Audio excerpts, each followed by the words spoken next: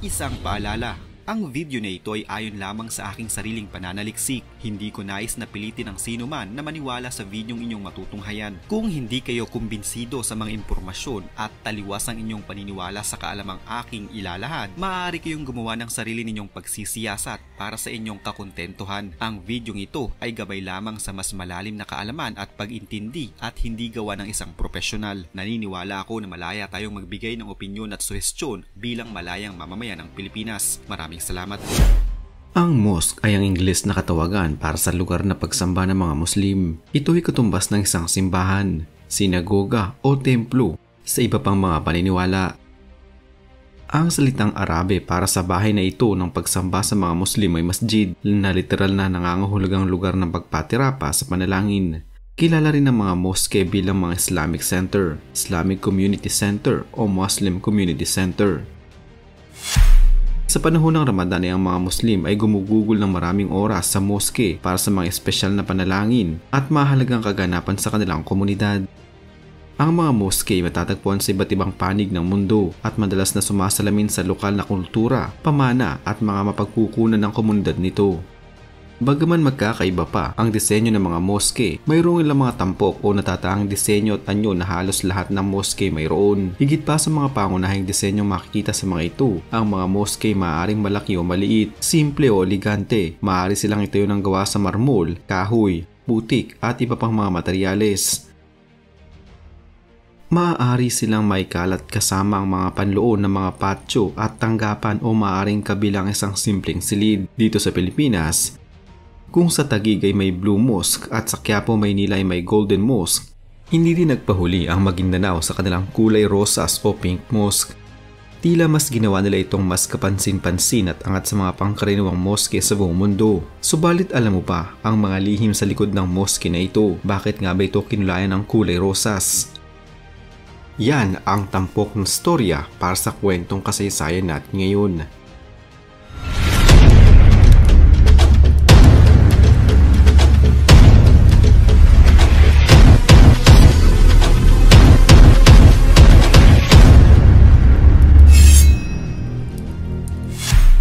Dito sa Pilipinas ay marami ding mga mosque ang makikita sa iba't ibang bahagi ng bansa. Subalit marahil na ang mosque na ito ang pinakakaiba at hindi pangkaraniwan. Siguradong mapapalingon ng sino man at mamamangha sa tuwing madaraanan nito o makita ng malapitan. Ito'y dahil na din sa hindi nito pangkaraniwang kulay. Sino nga bang nasa likod ng pagpapatayo ng Pink Mosque na ito? Ang mosque na kulay rosas na ito ay opisyal na pinangalan ng Masjid di Maukum. Ito ngayon ay rumerepresenta sa makulay na probinsya ng Maguindanao. Ang noy alkalde ng Datu Saudi Ampatuan na si Mayor Samsudin di Maukum ang nasa likod at siyang naging punong abala sa pagpapatayo ng naturang mosque na may hindi pangkaraniwang kulay. Ang pagpapatayo nito ay suportado ng kanyang buong pamilya, kaya naman itinayo ito sa isa sa mga lupain ng kanyang angkan. Sino nga ba si Mayor Samsudin di Maukum? Si Samsudin di Maukum ay naging alkalde at pinamunuan ang bayan ng Datu Saudi Ampatuan sa probinsya ng Maguindanao mula noong 2013. Pinasok niya ang magulong buhay politika matapos siyang hirangin bilang bagong mayor ng bayan ng Noy Vice Governor na si Ismail Mangudadatu taong 2012. Si Di Maukum na hinangaan noon dahil sa mahigpit na pagpapanatili nito ng kapayapaan sa probinsya ay naging usap-usapan din dahil naman sa pagkahilig nito sa kulay rosas o pink. Ito na rin marahil ang dahilan kaya pinatayo niya ang naturang mosque na naaayon sa kulay na gusto niya at ng kanyang mahal na asawa. Kahit ang kanyang municipal hall noon at tanggapan, kasama pa ang ilang mga pangunahing gusali sa kanilang lugar ay pinapinturahan na rin niya ng kulay rosas. Ang bahay ni Samsudin di Maukum ay kulay rosas din at nagmamay-ari din siya ng isang Hummer na sasakyan na syempre kulay pink pa rin. Dahil sa pagkahilig niya sa kulay na rosas, binansagan siya sa probinsya noon na Pink Mayor. Lilinawin lang natin, walang kinalaman ang kulay na pink nang napiling paborito ni Mayor di Maukum sa anumang partido o grupo ng mga tao sa politika. Sadyang mahilig lamang ito sa ganitong kulay. Sa kabila ng maraming taong sumusuporta at humahanga noon sa alkalde, kasama si Samsudin di Maukum sa mga government officials na nasa listahan ni Pangulong Rodrigo Duterte noon ng mga taong sangkot sa paggamit o pagbenta ng ipinagbabawal na gamot.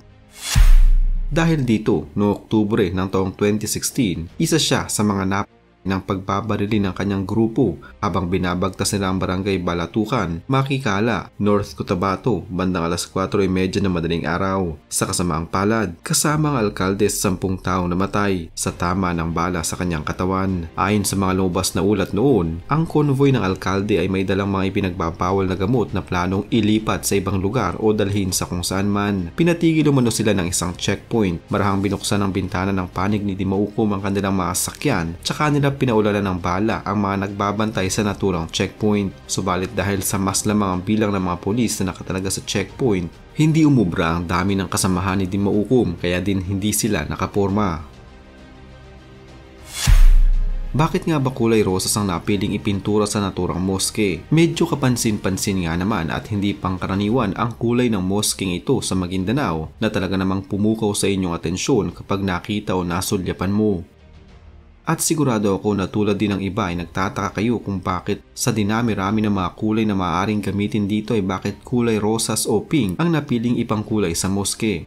Ang sagot, ito ay dahil ang kulay na pink o rosas ay ang paboritong kulay ni Samsudin Dimaukom at ng kanyang asawa. Naniniwala kasi sila na ang kulay na ito ay rumerepresenta ng kapayapaan at pagmamahalan.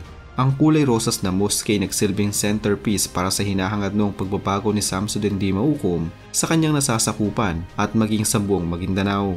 Ang mga residente ng Datu Saudi Ampatuan ay nagdarasal na nawa ang kulay rosas na moske na ito ay magsilbing pundasyon sa hinahangad na kapayapaan at pagkakaisa sa buong probinsya. Sa pagkahilig ni Samsudin Dimaukom sa kulay na rosas, maging ang municipal hall, police station at public market ay pinakulayan din niya ng kulay pink. Mula pa lang sa National Highway, malalaman mo na noon na agad napapasok ka na sa Datu Saudi Ampatuan dahil din sa mga kulay rosas na mga watawat na nakasabit at nakalinya sa mga gilid ng kalsada. Magkano nga ba ang naubos na pera sa pagpapatayo ng naturang moske?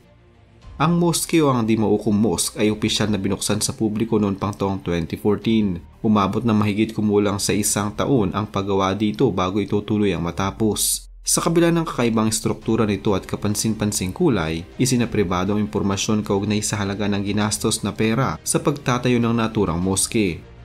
Ayon sa mga ulat, sariling gastos o sariling pera ng pamilya ni Samsudin Dimaukom ang ginamit upang maipatayo ang Pink Mosque na ito.